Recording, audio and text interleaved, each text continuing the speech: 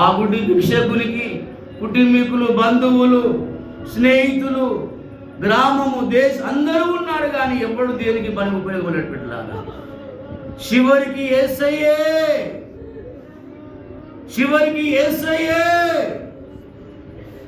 ఆయా వ్యక్తి ముందడికి వెళ్ళి నడుస్తూ వెళ్తున్నాడు.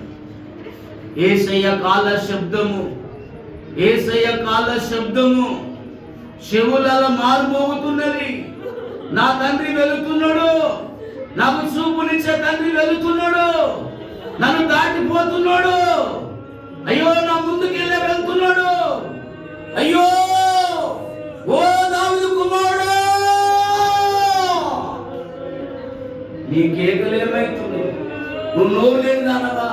నోరు లేనివాడివా? నువ్వు గంటగా నోరు పెట్టుకొని నోరు ఏం చేస్తాను? నువ్వు ఎప్పుడు పిలుస్తావు? ఎప్పుడు అడుగుతావు?